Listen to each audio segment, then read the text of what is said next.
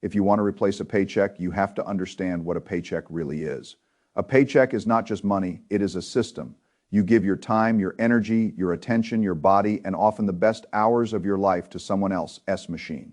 In return, that machine sends you income on a schedule. That is how most people live. They do not own a system that pays them. They are part of a system that pays them only while they keep showing up. And the mistake most people make is that they think financial freedom means having a large pile of money. It does not. A pile of money can disappear. A pile of money can be spent. A pile of money can be eroded by inflation. What matters is whether that money has been converted into assets that send income back to you without requiring you to trade your time for it. If you make $80,000 a year from your job and you want to stop depending on that job, then the principle is simple. You need roughly $80,000 a year from assets. That does not mean it happens quickly. It does not mean it happens easily. It does not mean you can buy one thing, wait a few months, and walk away from work forever. That is not how good systems work. Good systems require capital, they require discipline, they require sacrifice, they require understanding the difference between an asset that makes you feel rich and an asset that actually sends you cash. Most financial advisors will tell the ordinary person to put money into the S&P 500 and wait. That is not a bad idea. Broad ownership of productive companies has been one of the great wealth building machines of the modern world. I believe in owning diversified equities as part of a sensible system. But if the question is income, then you have to think differently. Growth is one thing, income is another. The value of an index fund may rise over time, but unless you sell pieces of it or receive distributions, it does not behave like a paycheck. A paycheck arrives, it pays the rent, it pays the mortgage, it buys groceries, it covers insurance, it lets you live. So if your goal is to replace your paycheck, you need to study the assets that can create ongoing cash flow. There are 5 of them I want you to think about. They are not equal. They do not have the same risk. They do not require the same effort. They do not fit every person, and they should not be treated like magic. They are tools. A wise person does not worship tools. A wise person understands what each tool does, where it works, where it fails, and how it fits into the larger machine. The simplest income asset is the one where you lend money to the United States government. That is what Treasury bonds are. You are not buying a company. You are not buying a building. You are not buying a story. You are lending money to the government, and in exchange, the government pays you interest. This is the most basic form of income investing. It is not exciting. It will not make you feel like a genius at a dinner party. It will not produce the dramatic stories that attract people to speculation, but it teaches a very important principle. Income begins with a claim. When you buy a treasury, your claim is on the government. The reason people treat that claim as relatively safe is that the government has taxpayers behind it and the Federal Reserve System behind the currency. If the United States government could not meet its obligations, the problem would be much bigger than the return on one treasury position. That does not mean there is no risk. It means the risk is different. The benefit is that the income can be steady. The interest can come in regularly.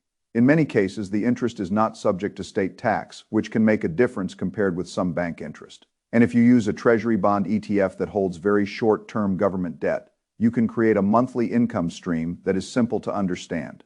One example in the original framework is SCOV, an ETF that holds short-term Treasury bills maturing in 3 months or less at the time described.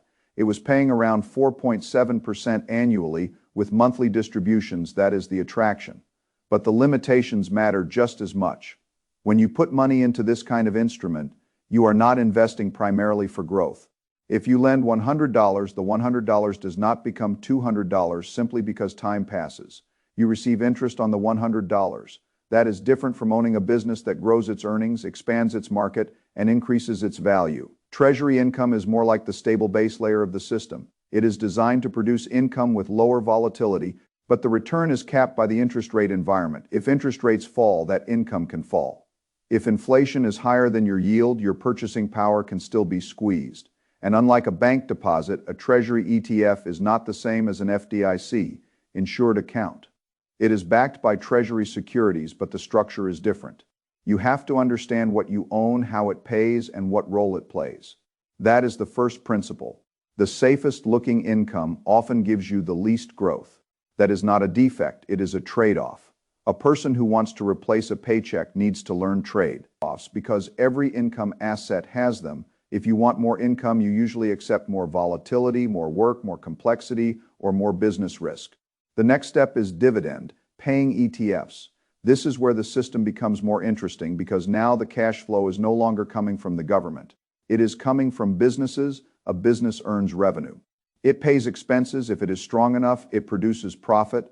Some businesses reinvest most of that profit into growth. Other businesses return part of that profit to shareholders through dividends. If you own a share of a dividend-paying company, you own a small claim on that company's profit distribution. That is a powerful idea. Instead of depending only on your labor, you begin to own pieces of enterprises that may send you money while other people run them, manage them, sell the products, negotiate the contracts, and handle the daily work. But the danger is concentration. If you buy one company because it pays a dividend, you are also accepting the risk of that one company. Maybe the company takes on too much debt. Maybe management makes poor decisions. Maybe the product loses relevance. Maybe the dividend gets cut. Maybe the business weakens and the stock price falls at the same time the income disappears. That is how people learn the wrong lesson about yield. A high payout can be attractive, but a high payout from a weak asset can be a trap. The income looks good until the asset underneath it starts to deteriorate. This is why dividend ETFs can be useful. Instead of trying to pick one company, you own a basket of dividend-paying companies. If one company weakens, the fund can adjust over time. It does not eliminate risk, but it reduces the risk that one bad business destroys your whole income plan. One category is dividend aristocrat exposure. A fund like Noble focuses on companies in the S&P 500 that have paid and increased dividends for at least 25 years. At the time described, it was paying a little over 2% annually. That is not a huge yield, but the important concept is the history of dividend discipline. Companies do not increase dividends for decades by accident. They usually have durability, cash flow, and a culture of returning capital. But there is a second category, broader high dividend exposure, a fund like SHD, which the original framework mentioned as a personal holding, offers exposure to high dividend paying American companies. At the time described, it was paying around 4% annually. That higher yield can be more useful for someone building income. But again, the yield itself is not the whole question. You have to ask what assets are inside the fund. You have to ask whether the income is sustainable. You have to ask whether the companies can maintain and grow their payouts through different cycles. That is how you think like a system builder rather than a yield chaser. Then there is international dividend exposure. This matters because not all cash flow has to come from the United States. Some overseas companies operate in growing markets and may pay attractive dividends. Some of those countries may grow faster from a lower base. Some may offer yields that look better than domestic alternatives. Examples from the original framework included VIMI, a Vanguard fund focused on high dividend-paying international companies, and IDV, an iShares International Dividend Fund at the time described. VIMI was paying around 4% and IDV was paying around 5%. But international income comes with its own risks. Different countries have different political systems, currencies, regulations, tax rules, and economic vulnerabilities. A higher dividend is not automatically better if the currency weakens, if the country becomes unstable, or if the business environment deteriorates. So once again, you have a trade-off. More diversification can help you avoid depending on one country, but it introduces other kinds of uncertainty. Then you come to real estate ETFs, or REIT ETFs. A REIT is a real estate investment trust. It allows you to get exposure to real estate without buying the building yourself. Some REITs own physical properties like apartments, offices, hotels, or other real estate. Other REITs own mortgages or debt connected to real estate. That distinction matters. A fund like VNQ gives broad exposure to real estate REITs that own physical properties. At the time described, it was paying around 4% annually. A mortgage REIT ETF like REM was described as paying around 9.5%.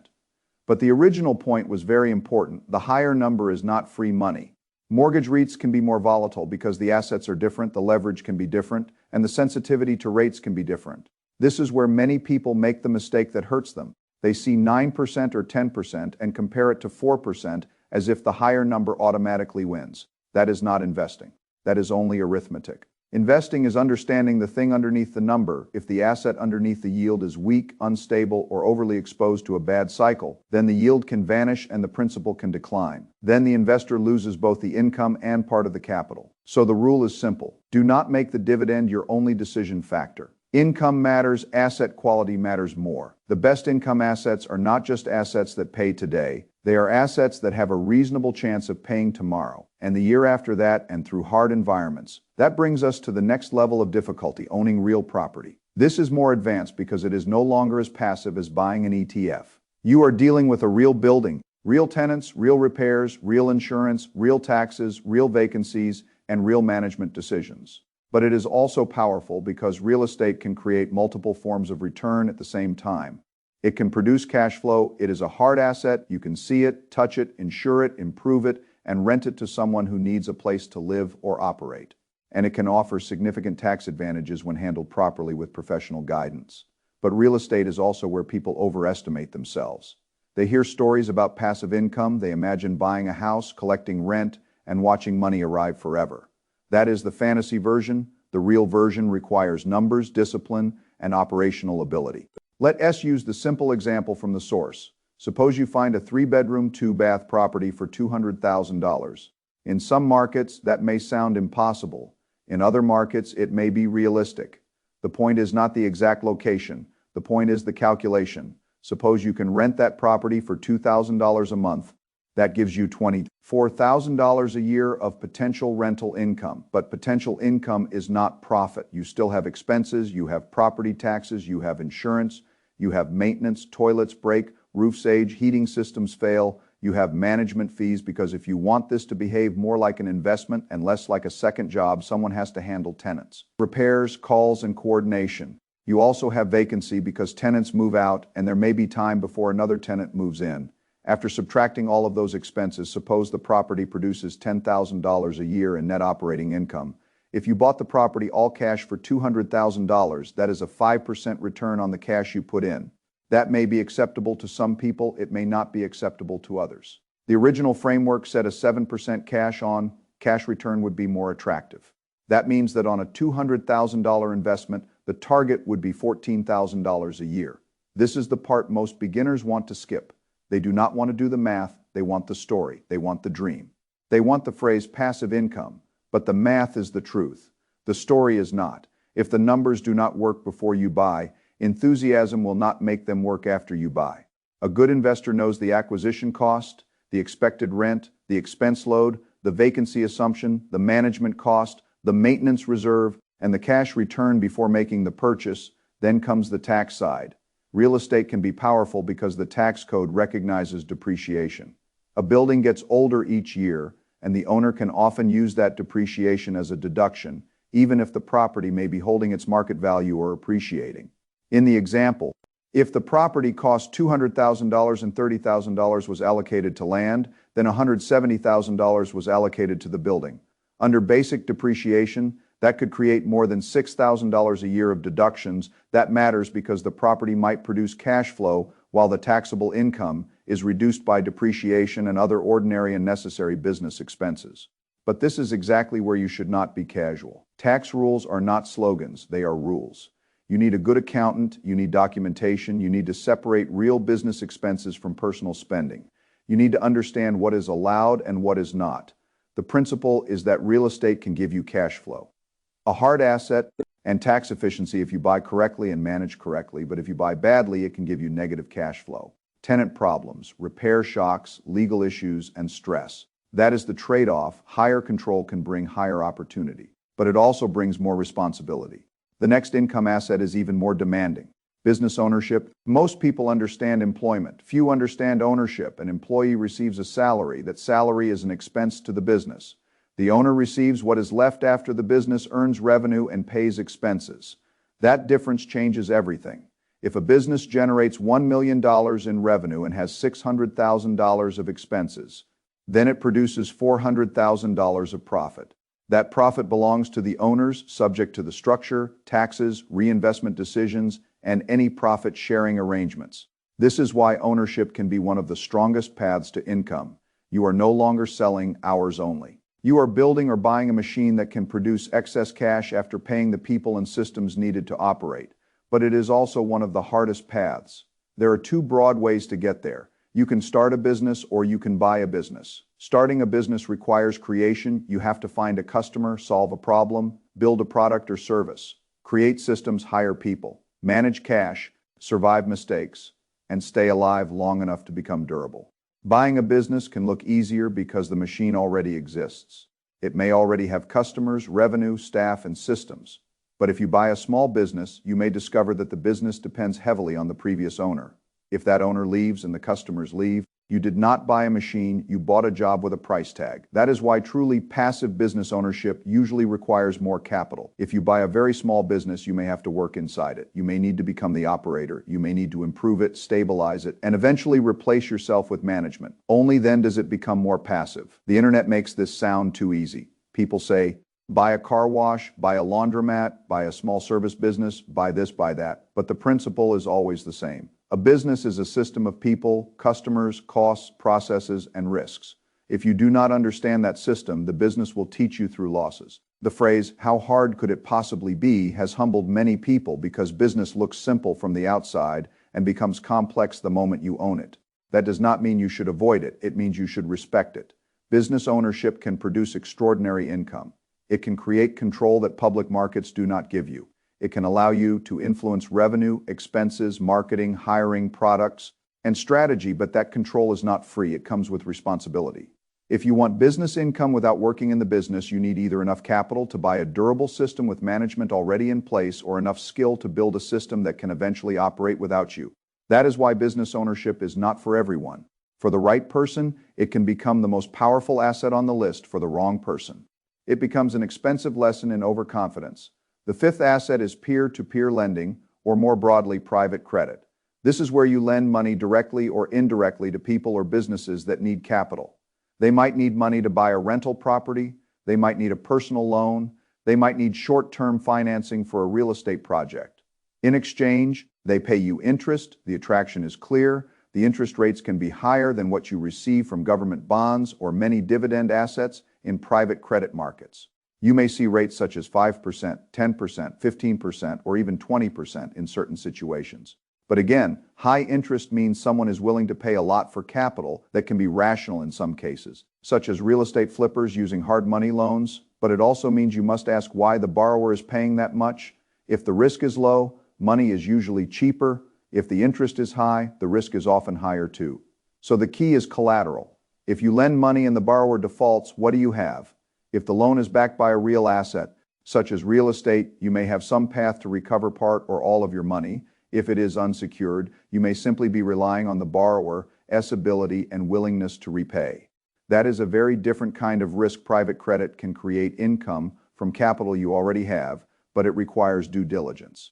You need to understand the platform, the borrower, the collateral, the legal documents, the default process, the fees, and the liquidity. Can you get your money back early? What happens if the borrower stops paying? Who services the loan? What rights do you have? How are you protected? If you cannot answer those questions, you do not own an income asset. You own uncertainty that happens to quote an interest rate. That is why this asset belongs near the advanced end of the spectrum. It can work, but it is not something to enter blindly.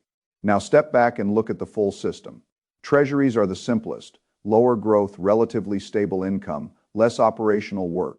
Dividend ETFs give you business income in a diversified wrapper, more volatility, more market risk, but potential for stronger long-term total return. Real estate gives you direct ownership of a hard asset, cash flow, and tax advantages, but it requires operational discipline and careful underwriting. Business ownership gives you access to profits, control, and large upside, but it may demand skill, capital, time, and emotional resilience.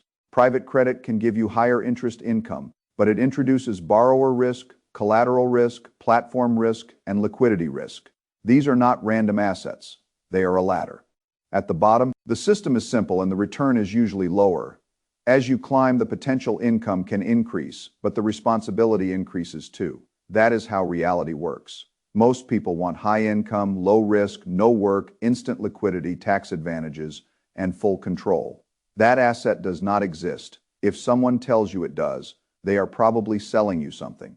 A good investor is not searching for magic. A good investor is matching assets to goals, temperament, capital, time horizon, and ability. If you want to replace your paycheck, you do not need to master everything at once. You need to build a system first.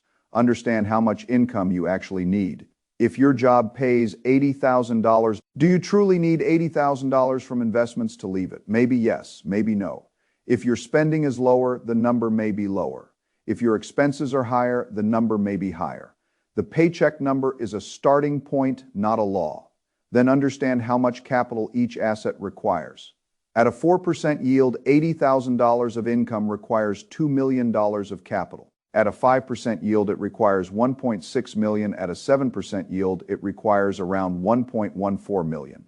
But higher yield usually comes with higher complexity or risk.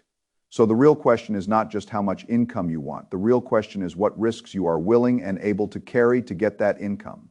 That is where principles matter. Do not chase yield without understanding the asset. Do not buy real estate without knowing the numbers. Do not buy a business because the internet made ownership sound easy. Do not lend money privately without knowing what happens if the borrower defaults. Do not depend on one income stream. If your entire goal is freedom, freedom requires redundancy in nature. Fragile systems depend on one input. Resilient systems have backups. A person who depends only on a job has one input. A person who depends only on one tenant has one input. A person who depends only on one business has one input. A person who builds multiple asset-based income streams has more resilience. That does not mean you scatter money everywhere without thinking. Diversification is not the same as confusion. A diversified system has logic. Each asset has a job. The Treasury sleeve provides stability. The dividend sleeve provides liquid business income. The real estate sleeve provides hard asset cash flow. The business sleeve provides ownership upside. The private credit sleeve, if used, provides interest income with collateral discipline. You do not need every sleeve. You need the right system for you. The person who wants simplicity may prefer treasuries and dividend ETFs. The person who likes tangible assets and is willing to learn operations may prefer rental property. The person who has entrepreneurial skill may build or buy a business. The person who understands credit and collateral may explore private lending. But the common principle is the same. Convert earned income into productive assets. Use those assets to create cash flow. Use the cash flow to buy more assets. Repeat the cycle until the assets support the life. This is not glamorous. It is not overnight. It is not a trick. It is a compounding machine. At first, the income feels small, a few dollars, then a few $100s, then a few $1,000s. Most people quit before the machine becomes meaningful because the early stage is boring. They want a dramatic leap. But the people who win usually respect the boring stage. They keep earning, they keep saving, they keep buying assets, they keep learning, they avoid blowing themselves up, and over time, something changes. The assets begin to matter, the income begins to reduce dependence on the job, the person begins to have choices. That is the real point. The goal is not laziness. The goal is choice. A job can be good, work can be meaningful, building can be fulfilling, but depending entirely on a job can make you fragile because the income is tied to your continued labor and someone else's decision. To keep paying you asset income changes the relationship. When your money works, your time becomes less trapped. When your assets produce cash, your decisions become less desperate. When you have multiple income streams, you do not have to react to every layoff rumor, every bad manager, every recession, every change in your industry with fear. You still have risk, you still have responsibility, but you have more options, and options are one of the most valuable things money can buy. So if I were thinking about replacing a paycheck, I would not start by asking which asset has the highest yield. I would start by asking what kind of machine I am building. Do I need stable monthly income? Do I need growth? Do I need liquidity? Do I have time to manage property? Do I have the temperament to own businesses? Do I understand credit risk? Do I have the discipline to keep buying even when progress feels slow? Because in the end, the asset is only part of the equation, the investor is the other part. A good asset in the hands of an undisciplined person can become a bad outcome. A simple asset in the hands of a disciplined person can become a strong foundation. This is why financial education matters. Institutions and systems profit when people do not understand money. If a person does not understand income, they remain dependent on wages. If they do not understand assets, they buy liabilities. If they do not understand risk, they chase returns and get hurt. If they do not understand taxes, they give away more than they need to. If they do not understand ownership, they spend their lives making owners wealthier, while never becoming one themselves. That does not mean the system is impossible to navigate. It means you must learn the rules. You must learn the mechanics. You must understand that money is not just something you earn. It is something you assign. Every dollar has a job. It can be spent, stored, wasted, or converted into an asset that may produce future income. That is the shift. Most people ask, what can I buy with this money? The investor asks, what can this money buy that will pay me later? That single question changes a life over time. Treasuries can pay interest. Dividend ETFs can distribute business profits. Real estate can collect rent. Businesses can produce owner earnings. Private credit can generate interest from borrowers. Each one has dangers. Each one has uses. Each one can be misunderstood, but together they teach one fundamental truth. You do not replace a paycheck by wishing for freedom. You replace it by building claims on cash flows, and the earlier you start building those claims, the more time the system has to work. A paycheck is active income. It stops when you stop. A well-built asset base is different. It can keep producing after you step away, not because life became easy, but because you spent years converting labor into ownership. That is the game. You earn from work. You save from discipline. You invest with understanding. You protect yourself from avoidable mistakes. You let time do the heavy lifting. Then one day, if the system is large enough, the income from assets can stand beside the paycheck, then it can cover a bill, then a mortgage, then a lifestyle. Eventually, if the numbers work and the risks are managed, it can replace the paycheck entirely. That is not fantasy, it is math. But like all math, it only works when the inputs are real.